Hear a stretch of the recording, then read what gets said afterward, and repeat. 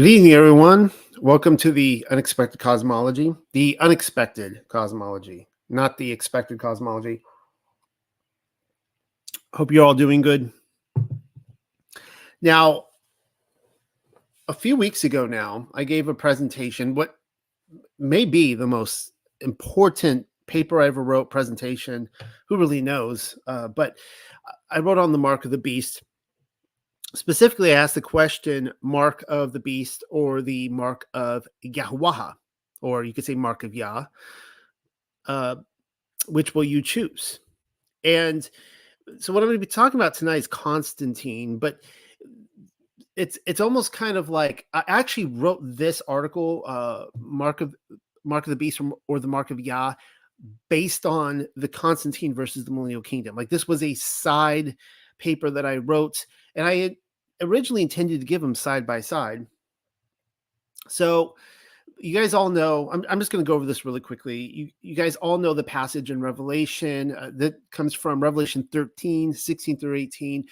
And the writer John, or Yochanan in Hebrew, he talks about taking a mark, or in the Hebrew, he actually says a sign. And I did that specifically, the sign of the beast, which is of course 666, to match up with Exodus, where it talks about this sign in Hebrew, or you could say mark in Greek, of Yahuwah. And the sign or the mark of Yah is the Sabbath day. And of course, if you take the mark of Yah, you don't buy or sell on the Sabbath day. If you take the mark of the beast, you can buy or sell. So you get that idea there. You just cross-reference, simple cross-reference, and we could see, and I would encourage everyone to cross-reference the book of Revelation with the Torah or the Tanakh.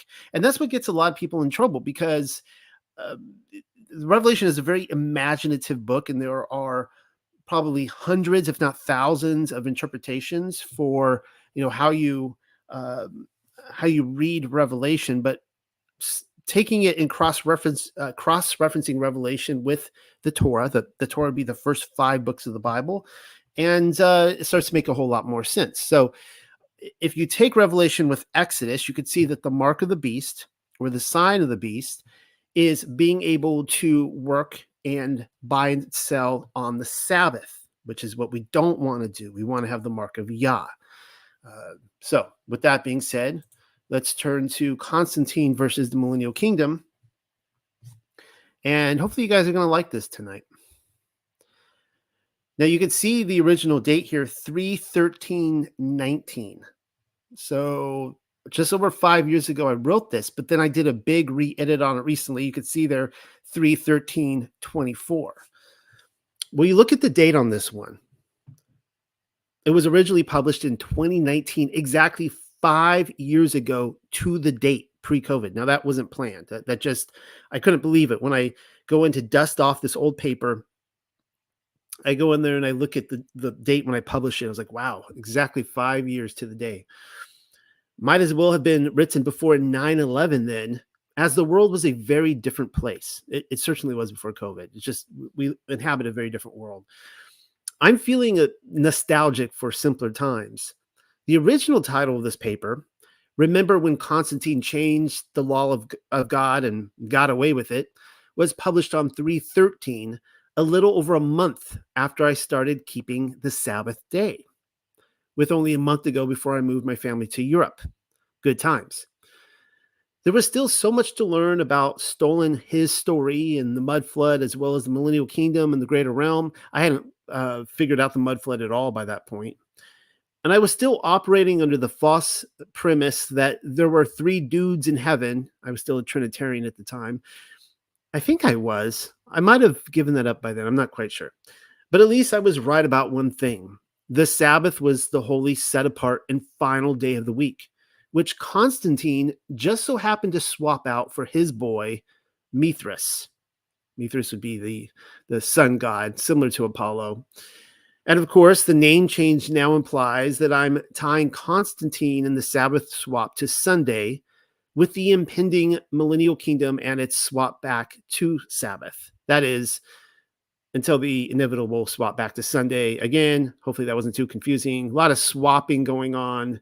What I'm going to be showing in here is that I'm going to be giving my evidence for why during the millennial kingdom of Yahushua HaMashiach, 1,000 years on this earth, which has been stolen from us, stolen his story, that there was a worldwide keeping of the true Sabbath day on Saturday. And I'm going to be showing that. So Constantine swapped it to Sunday, it went back to Saturday, and then it went back to Sunday again during the Reformation time period. The date of Constantine's vision of the cross can be traced back to October 28th, 312, tying in nicely with my 7,000-year timeline deception thesis. Yes, it is a thesis. I'm not saying it is a fact, but my thesis says that 500 years after Yahushua HaMashiach, the millennial kingdom came to be, a physical manifestation. The spiritual entered the physical manifestation for 1,000 years. And then, of course, the short season began afterwards. The year right around 1500 or so is when I think it came to an end. The Battle of the Milvian Bridge happened on the following day. So after October 28th, the following day. Though his biographers will have us know, it is the vision which gave Constantine his authority from Deus, or from God. Why Maxentius, the Roman emperor of Italy and North Africa, chose to meet Constantine in open battle rather than endure a siege in Rome is a question best relegated to Jesuit history's book of blunders. So, I'm recognizing here that I'm dealing with official history. I'm working with it. We don't really know, how much of history is true or not, but let's just go with it. Because, the great thing about history is that Jesuit written history, Illuminati history, is that it still falls flat. Like it looks counterfeit to me when you hold the Bible up to it. Rome was undoubtedly stockpiled for such an event of a siege. So why didn't he, go into Rome, go siege? I'm not going to be arguing that. It's what happened. Evidence points to the fact that both Valerius Severus and Galerius, challengers to Caesar's throne, were successfully repelled and defeated at her very gates of Rome. By 311, only one more contender remained, which was Constantine. If I'm remembering my 11th grade world history correctly, it is Maxentius who made the first move, declaring war on his enemy, making good use of the propaganda machine to blame Constantine for the death of his father. So he's like, you killed my father, prepare to die. He went out to battle. He was killed. It was the evening prior to their meeting at the Battle of the Milvian Bridge when Constantine, clearly outnumbered by Rome's defenders, had a vision. His historian Eusebius, writing only a few short years after the emperor's death, gives us the juicy details. So I'll be quoting from him here. This is a quote from Eusebius. He marshaled these arguments in his mind and concluded that it was folly to go on with the vanity of the gods which do not exist and to persist in error in the face of so much evidence. And he decided he should venerate his father's Deus, or God, alone. This God he began to invoke in prayer, beseeching and imploring him to show him who he was and to stretch out his right hand to assist him in his plans. As he made these prayers and earnest supplications, there appeared to the emperor a most remarkable divine sign. If someone else had reported it, it would perhaps not be easy to accept. But since the victorious emperor himself told the story to the present writer a long while after, of course, Eusebius is the present writer, when I was privileged with his acquaintance and company, and confirmed it with oaths, who could hesitate to believe the account, especially when the time which followed provided evidence for the truth of what he said? About the time of the midday sun, when day was just turning, he said he saw with his own eyes, up in the sky and resting over the sun, a cross-shaped trophy formed from light, and a text attached to it which said, you could see right there in Latin, by this conquer. Those were the Latin letters, by this conquer. Amazement at the spectacle seized both him and the whole company, of soldiers, which was then accompanying him on a campaign he was conducting somewhere, and witnessed the miracle. He said, wondering to himself what the manifestation might mean.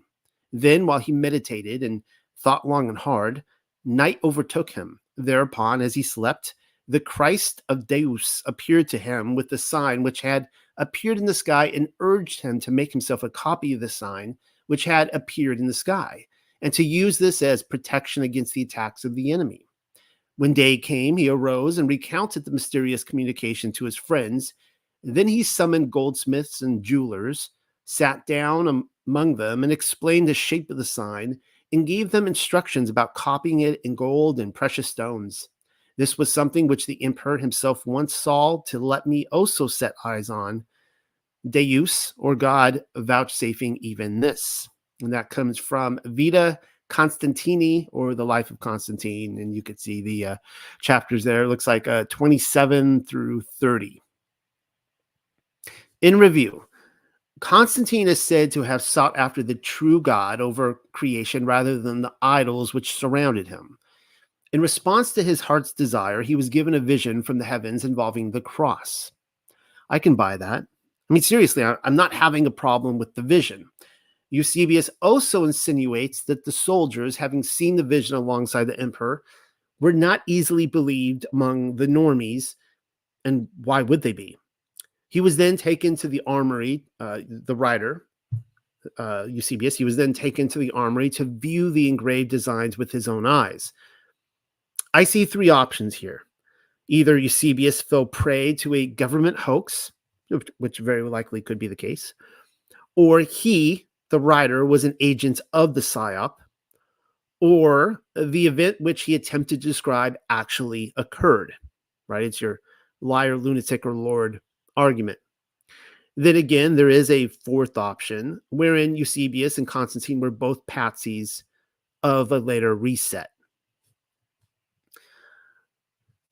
meaning that there's some real history here, and they are not responsible for the falsities, meaning that someone else came along down the turnpike and swapped things around. There's your fourth option. Later that night, Jesus Christus, or Jesus Christ, I like to call him Yahushua HaMashiach in Hebrew, appeared to Constantine so as to personally clarify the vision, or so we're told, seeing as how he was confused on the matter. He was to use the cross as a weapon, protection. I crossed that out, protection against his enemies. And the rest, as I like to say, is his story. Well, that's strange, because then we have depictions of Constantine's dream wherein Jesus Christus, that's, in Latin, is nowhere to be found in any of the depictions that I can find. I'm actually showing you two paintings. The first derived from a 9th century Greek Byzantine manuscript, which follows an entire 5 centuries after Eusebius's biography. We are told the subject matter depicts the dream given to Constantine. So take a good look at that right there. There's Constantine apparently dreaming, and there's a couple of dudes standing in there with him. The second is Christ Pantocrator. I mispronounce everything. You'd have to be a newbie not to realize that. But this one actually comes from St. Catherine's Monastery in Sinai. I've never been to St. Catherine's. It's not the real Mount Sinai. That's a side note to the fact that I would actually really like to go see that painting, because it actually matches the face of the man in the shroud. And that one is dated to the 6th century, and as I've pointed out in my Shroud of Turin paper, happens to look exactly like the man in the linen cloth. Take a moment to inspect the characters in the Constantine. I'm sorry, I need another drink of water right here. Take a moment to inspect the characters in the Constantine dream segment. I'm seeing 2 visitors rather than 1. Are they heavenly visitors?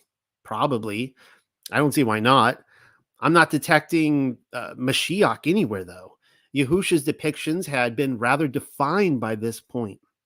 What artist would attempt to convince the viewer that Mashiach visited Constantine without giving him a beard? So, look at the picture again. We got 2 beardless guys here standing here visiting him in the dream. So the point here I'm trying to make is that the artwork we actually have of this doesn't match the actual biography that we're given. Here's a couple more. Here are two more depictions of Constantine's dream. The first is dated to 1464 and attributed to a guy named Piero della Francisca. I see where the angel is coming down from heaven, but where is Jesus Christus? So you could see over here, I have to scroll down here. So you could see the angel coming down here. Looks like an angel, his angel wings. I'm not seeing Jesus Christ, Yahushua HaMashiach anywhere in that painting. He's gone. But then check out the second painting on the right. At least the person entering Constantine's dream has a beard, even if he is balding. Is it him? No, it is only Saint Nicholas. Wait, what? So that's, I guess, another version of the dream in which Saint Nicholas enters Constantine's dream. I'm unaware of that version of the story. It's only slightly awkward since Nicholas apparently attended the 325 Council of Nicaea 13 years after the dream incident and was arrested for crossing the room to slap Arius silly. Arius was an Arian, you see, whereas Nicholas was a Trinitarian. Apparently, Nicholas won that argument, even though he went to prison for slapping a man. Nicholas had the last laugh in so much that he became a saint, whereas Arius did not. But I digress. The artwork comes from the ceiling of the, this is pronounced the Patriarchate of Pec Monastery in Kosovo, is dated to the 13th century and is completely detached from the official narrative. Something else must be going on. So now we have multiple different stories being told of the same events, and nothing is matching up. It's almost what I'm trying to get at here. It's like almost like there's multiple layers, like they keep, painting over the same wall with different colors. Am I to believe that Nicholas astral projected into Constantine's bedroom, seeing as how he was born in 270 and would have been 42 on the eve of the battle? Of course, as you guys know, St. Nicholas, the individual who apparently somehow became Santa Claus, Father Christmas. That's a whole kind of a different leap for another time. Or did we just observe a glitch in the Matrix? For all I know, Nicholas really was dead, and it is our current timeline where the wiring is crossed. Come to think of it, I can't find a depiction of Yahushua HaMashiach or Jesus Christus visiting Constantine anywhere. Perhaps we have stumbled upon another temporal paradox, such as multiple timelines merging together into one. I've actually covered that in the past. I think that that's a very real possibility, and hopefully I don't sound too sarcastic here. I think we could be looking at it. I think it's possible. That or the details have been swapped out in historical documents via the Mandela effect, which may be another description of the same phenomena of the kind of the temporal paradox. It seems to me that a skilled artist, potentially financed by the state, would not snub the very character who was there to legitimize the rule of the emperor to begin with. The details appear to have changed somewhere down the turnpike. So which is it? It's also only a little awkward that Constantine banned the subjugation of Christian worshippers the following year with the Edict of Milan in 313 to be exact. So he wins the battle, he goes in, he becomes emperor. He then he bans Christian worship. How that lines up logically with his visitation from Jesus Christ, Jesus Christos, is anybody's guess at this point. Now, this part here kind of got me excited, looking at all these symbols here. In actuality, the cross, which Eusebius describes, was more of an X rather than a T. It was an X, complete with a P drawn through it. How do I know that? Because Eusebius was the first to write a book on the subject. A guy named Lucius Caecilius Firmianus Signo Lact. You're killing me, Smalls. Let me try this again. Lucius Caecilius uh, Firminius Signo Lactantius, though everyone knows him as Lactantius for short. I think I'll stick with that. Was an advisor to Constantine and described the sign in the heavens in 318, just 6 years after the event. And here is a brief summary of it, according to him. Don't make me give his whole name again. Constantine was directed in a dream to cause the heavenly sign to be uh, delineated on the shields of his soldiers, and so to proceed to battle. He did as he had been commanded, and he marked on the shields the letter X, with a perpendicular line drawn through it and turned round thus at the top, being the cipher of Christ. Having the sign, his troops stood to arms. And there's his book there, De Mortibus Persecutorum, book that would be 44, book 44. Lactantius happens to be describing the chi-rho, a symbol which can be found everywhere across the lost world of the Millennial Kingdom. And I mispronounce it for you, but the chi is pronounced chi from the chi is pronounced chi for all my English speaking readers out there, and for me as well. But just needs the crutch there, the little extra help. And in Hebrew, chi means life. The X and the P are thoroughly Hebrew, by the way. Starting with the X, the last letter of the Hebrew alphabet is Tav.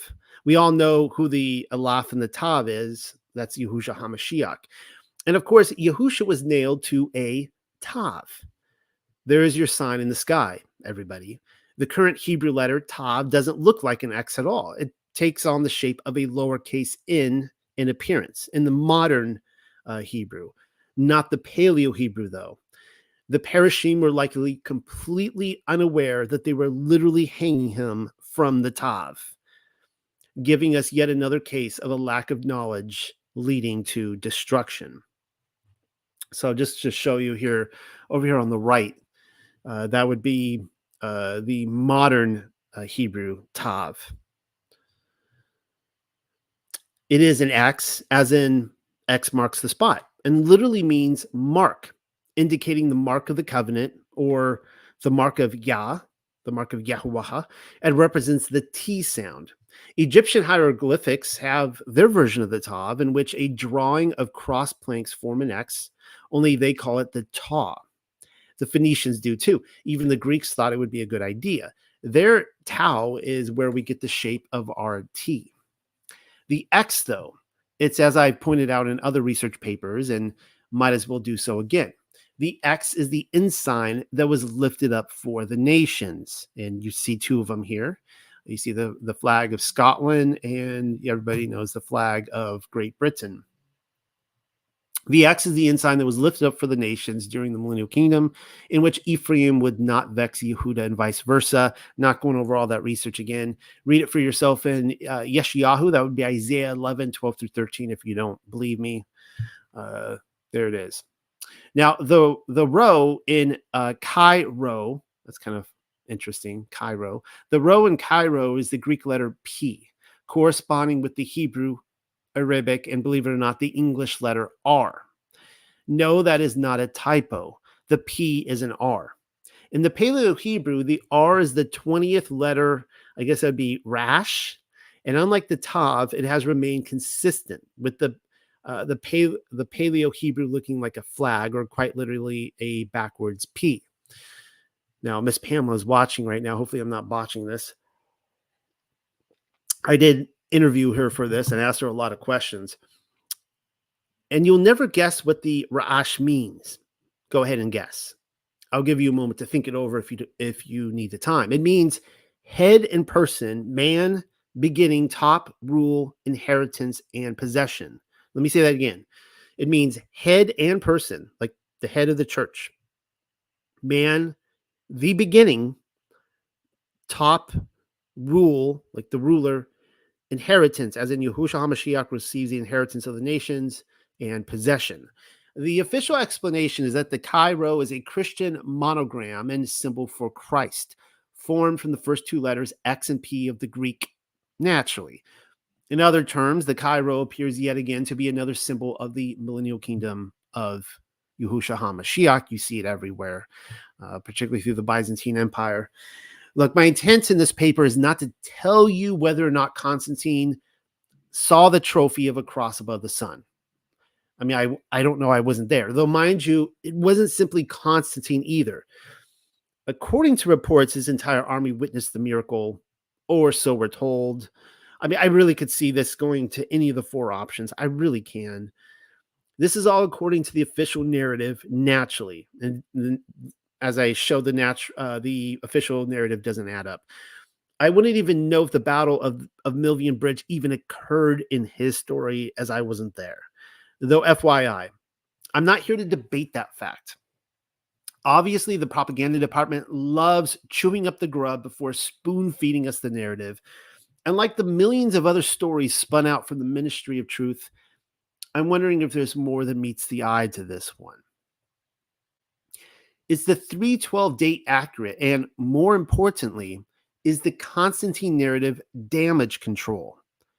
Is he a patsy, twisted and contorted into the image of the beast? Unfortunately, I can't tell you either way, as again, I wasn't there and I don't own a time machine. I wish I did. That'd be pretty badass. All we have to go with is Jesuit history. And as you've probably deduced already, it's rotten to the core. The counterfeit always shows. So even if I go by official history, it's all counterfeit. And how do we know something is counterfeit? The answer to that one is easy peasy. By studying what is legit rather than what is illegitimate. And what could be more legitimate than Yahuwah's Sabbath day, the seventh day of the week? I'm not taking the time to show you the importance of the Sabbath day in this present exercise, seeing as how I just published a piece the other day titled Mark of the Beast or the Mark of Yah, which will you choose? I started out in this presentation talking about that. I went and I wrote that and published that knowing that I wanted to go in and clean up this paper so that they would kind of correspond together. And you've just now been linked. I actually linked that article, both of them. You can read along underneath this video. Make it a top priority. I really would. And give it a read as if your life depends upon it. I dare say that may have been the most important paper I've ever written. I've covered many important topics in my day, but choosing the mark of Yah rather than the mark of the beast takes the icing on the cake. I mean, everyone's like, I'm not going to be deceived. I'm not going to take the mark. Everyone else is deceived. But when you bring up the Sabbath day, they're like, yeah, I'm not keeping that. And it's like, you right now you're deceived. It's the fourth command. The fourth commandment says, keep the Sabbath day. And then it tells you what the Sabbath day is. Right? It's not telling you to keep the Roman Sunday, the Constantine ordained. And how does one choose the mark of Yah, but to shun the mark of the beast by keeping the Sabbath? Indeed, one cannot exist without the other. I don't know why this is so pale here, but I took this quote, it looks like, from Wikipedia. So let's see if I can read this. The Roman Emperor Constantine promulgated the first known law regarding prohibition of Sunday labor for apparent religion-associated reasons in AD 321. And this is what it says in Codex Justinianus. On the venerable day of the sun, let the magistrates and people residing in cities rest, and let all workshops be closed. In other news, Constantine switched the Sabbath to Sunday, and that's straight up naughty. I've taken the time to cut and paste the above clip out of a Blue Law article on Wiki so that you can't claim I'm making it up.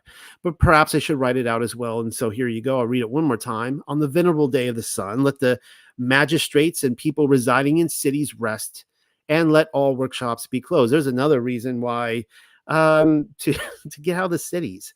It sounds just as attractive in the 4th century to get out of the cities as it does now. A blue law is also known as a Sunday law, wherein certain activities are banned on that day of the week. Now, I currently live in South Carolina, where Bible Belt blue laws still exist.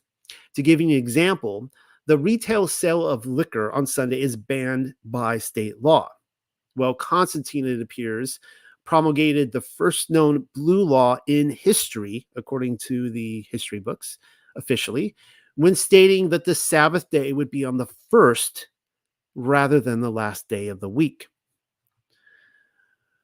I take that back. He's not naughty. Swapping out the Sabbath for Sunday is antichrist to the core. If you ever wanted to know what is the antichrist religion, everyone is waiting for, the New World Order, the UN to usher in the antichrist religion. Guys, it's already been ushered in. All right. The sheer number of gatekeepers is absolutely ridiculous on this one. Commit to an Intelnet search and you'll immediately see what I mean. The capital excuse, and I've read many, is nobody forced Sabbath keepers to stop keeping the Sabbath. Well, duh.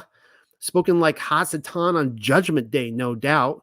That's exactly what I expect to hear the Satan say when he accuses us of transgression. I mean, think about, I won't say it on YouTube so I don't get a strike. He didn't make us do it, all right? He didn't make us do anything. You can't be the accuser and force you to do something. It's just the thing about the law of Yah as well. We are each given the free will to transgress the inconvenient parts. It's all laid out there. It's all written for us in the front of the book. And then he tells us, don't do that. Indeed, nobody was threatened at gunpoint to take the Nephilim. I don't want to even say get a flagged. The Nephilim. I'll say it. Nobody was threatened at gunpoint to take the Nephilim jab during the recent cough pandemic either, with its endless gauntlet of boosters. Those who gave in to the fear porn, and the arrogance, as well as the peer pressure by the Torch and Pitchfork Committee, may have been called murderers or other baby booby names for not taking part in it.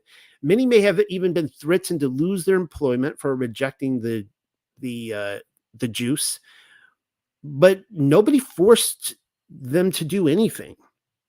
They each did it by their own free will. That's the mark for you. Swapping out the Sabbath for Sunday. Free will, it's a thing. Now, I kid you not, I spent the last quarter of an hour staring at this fresco, attempting to figure out what Constantine's holding there in his fingertips. It does say Constantine there in the fresco. Maybe someone painted the name there at a later time. Is it a coin, or how about a wafer? Perhaps as the first rider of the apocalypse, he has trotted down to the corner market to pick up some marmalade for an otherwise dry biscuit. The truffle in his left hand adds to the mystery. Some have suggested the three-leafed clover shape of the club symbol represents the bastion of authority, a claim which I cannot deny. But even more so, I'm of the opinion that it indicates growth in architecture. I'm sorry, not agriculture, not architecture, growth in agriculture. I knew I read that wrong. Especially the second quarter of the year, when youth dominates the summer months of the cyclical death and rebirth calendar, according to the mysteries. I kind of went over some of that with my Mystery of the Maypole. Maybe it's a coin after all, the round circular object in his fingertips. He is returning from the mint, excited by the coins bearing his name and portrait. I'm thinking it's a clue as to who he truly is. Let's pull out a microscope and take a closer look. Is that Constantine I see next to Jesus Christos? No, it is Constantine standing next to Sol Invictus. And one of them, Sol Invictus, is waving, excited that people can finally spend their money now on the Sabbath of Yahuwah, rather than on his day of rest, which is Sunday. Yahushua HaMashiach is nowhere to be found. Well, that's awkward. Didn't Constantine convince Eusebius that Jesus Christos appeared to him in a dream or something like that? Or was it St. Nicholas? I can't recall. The sign above the sun read, "By this conquer," and Sol Invictus held the title Unconquered Sun. Oops. I checked. The Emperor Aurelian had already revived the cult of Sol Invictus in 274. So there's nothing new here. Sol Invictus had already been promoted to the chief god of the Roman Empire 4 decades before Constantine's victory. The main festival dedicated to him it's called the Dies Natalis Solis Invicti, which, when interpreted, means birthday of the invincible sun. And guess what? And guess what calendar date it landed upon? December 25th, Christmas Day. I'm starting to think we've all been duped under false pretenses. What do you guys think? You know, they say cancer and diabetes are leading killers, but then they always leave out lack of knowledge from their list. Ignorance isn't bliss. We only have ourselves to blame. Rather than coming to the wrong conclusion, I'm thinking we need a second witness. I mean, there is the chance that I pulled the microscope out on the wrong coin. So let's give it the old college try with another, shall we? So here we go. Here's another coin from Constantine. Wow, that one's got genitals on it. Is that Constantine on the front of the coin and a well-endowed Mithras on the back? Oh no. Oh dear. What is going on? Gotta love all the gatekeepers this time around as well, telling us Constantine was a Christian, but that he was simply trying to please the pagans. Right. And then there is the especially sensitive nature regarding the fragile relationship with his soldiers, who were already devout worshippers of Mithras and needn't be confused concerning the vision of wait, who visited Constantine in the dream again? Saint Nicholas, Sol Invictus, Mithras, Jesus Christus. Really, it's difficult keeping track of all the names. I guess this is the part where we shut up, stop asking questions from our controllers, and bow down to the Christmas tree on the morning of December 25th like a good boy. Remember when I asked you how we can know if something is counterfeit? I said the answer involved studying what is legit rather than what is illegitimate. We are quite literally studying currency. All we have to go with is official history, and clearly it's illegitimate.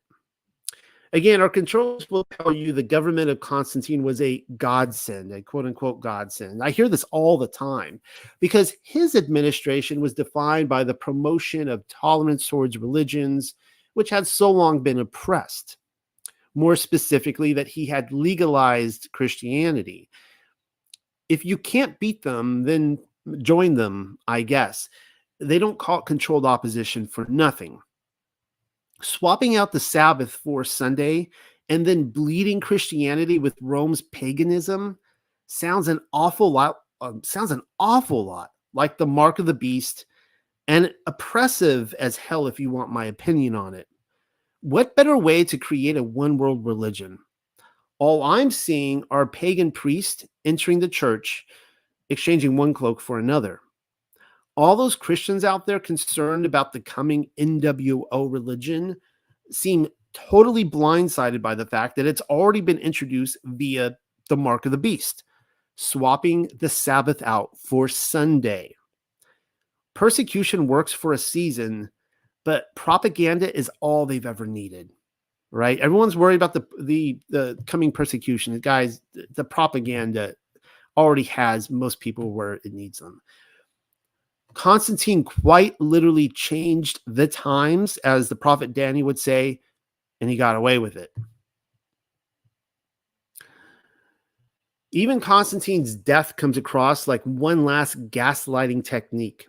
Eusebius claims to have been there to document his death, hanging around like a fly on the wall. At first, I was giving him the benefit of the doubt with the visions of grandeur side of the argument, but now it's evident the dude couldn't even seem to keep his own story straight. Try to make sense of the following account. And again, this comes from Eusebius.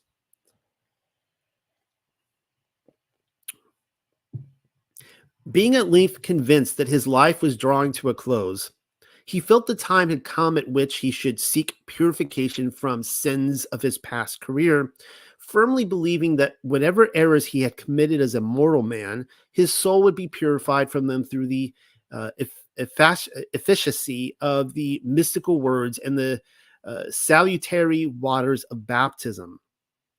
Impressed with these thoughts, he poured forth his supplications and confessions to Deus, kneeling on the pavement in the church itself, in which he also now, for the first time, received the imposition of hands with prayer. For the first time, received the imposition of hands with prayer. And that comes from Vita Constantini, or the Life of Constantine. That looks to be chapter 61. Apparently, all that propaganda surrounding Jesus Christus and the thought of repentance never crossed his mind until his final hours. Big surprise. Yeah, I'd say the deathbed confession is suspect. He hadn't even had the priest of his empire lay hands on him in prayer until he was ready to close his eyes and go night-night. Is it just me, or are those rabbis in the painting? Why did I write that? Yeah, I think that's a rabbi. It looks like rabbis to me. I'll let you decide. Not like it even matters at this point. All those claims regarding Constantine being the first Christian emperor just goes to show that nobody knows what they're talking about. That, or history has been rewritten so many times, just in layers, by the ministry of truth, that it's difficult making heads or tails of reality. See what I did there? Heads or tails. One of those dad jokes for this paper. Be honest, was I being clever, or was that another bad dad joke? Don't tell me. So funny that you forgot to laugh. Speaking of those heads and tails, I'm not willing to give up on the investigation quite yet. The investigation being Jesuit history versus stolen his story, both of which may be playing patty cake with the chi-rho. The chi-rho, which Constantine is said to have introduced decades before he even got around to taking it seriously, interestingly enough, began appearing on the coins of succeeding emperors. We can see it featured on the coinage of Roman Emperor Magnentius. Apparently, he ruled from 350 to 353. That's a short reign. But then here is one which apparently shows Constantine on the heads with the serpents on the flippity flip. So, over here you see the chi-rho here, and then on the right there is a banner that is on a serpent. It's like stabbing the serpent. Look at what is happening to the serpent, though. It's being impaled by a Roman standard. Over the standard is a chi-rho. Well, that's interesting. And now I'm curious. Are we dealing with more of that tiresome propaganda from the Mark of the Beast people? Or is this another sad episode of his story being stolen from us? We may never know. There has to be something else going on. Somewhere down the turnpike, our Jesuit history writers are not being honest, because look at what happened to the work week. Now, I've showed this before in past papers, and I'm going to keep doing it because this is an anomaly that has never been explained to me at all, ever, in any logical sense, other than the Millennial Kingdom physically happening and people all over the world keeping the Sabbath. Now, you see here in Arabic, Armenian, Bosnian. The Armenian really excites me, by the way. The Armenians, I think, had a huge part to play in the Millennial Kingdom, and I haven't even tapped into that yet.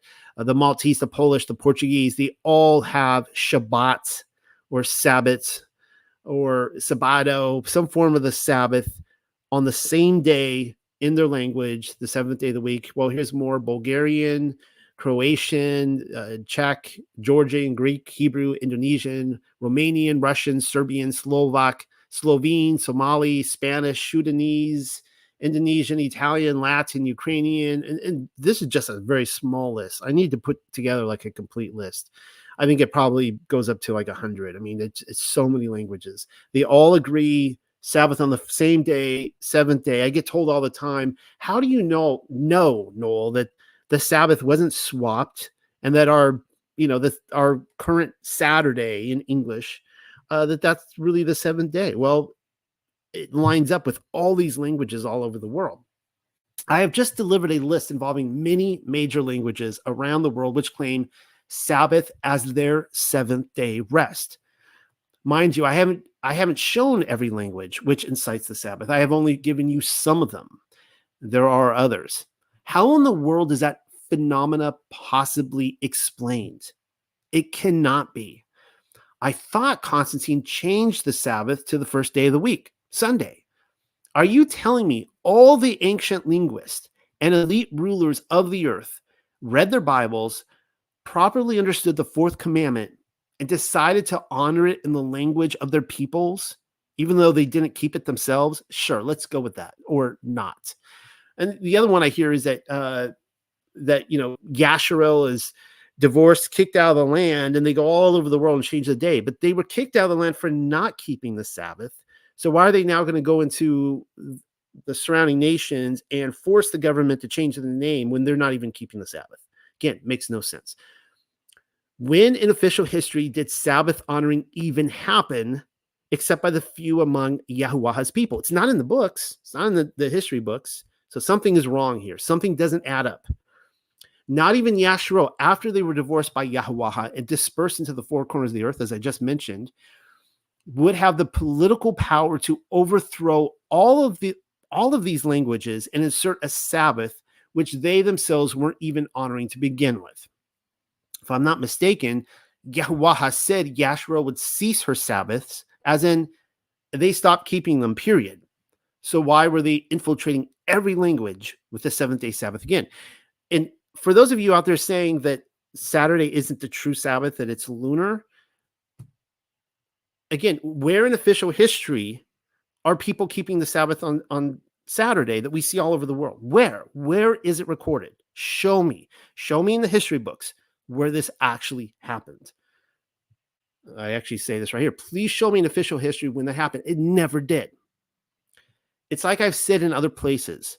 Yahuwah's mark was known to the children of Yasharel during the worldwide kingdom of Mashiach for the 1,000 years.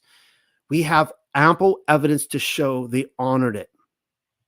In his graciousness, we have been given the residue today. We can know the mark of Yahuwah. Oh, so quickly, because I know somebody will bring this up in the comments section. The mere fact that the English language says Saturday when the others do not is a strawman argument intended to make the day of our worship sound pagan. Modern English is a post-mudflood mishmash of words, hardly resembling anything spoken or written in the kingdom by the Old English. I mean, Shakespearean English, the King James English, that all developed during the Renaissance and the Reformation.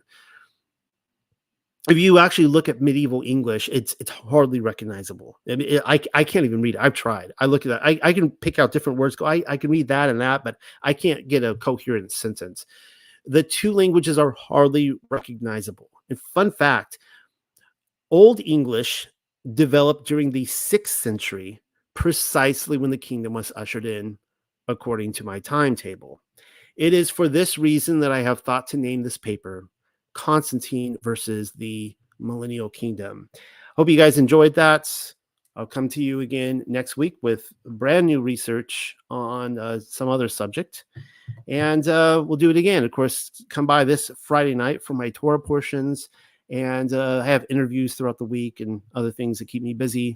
Love you guys. See you guys around.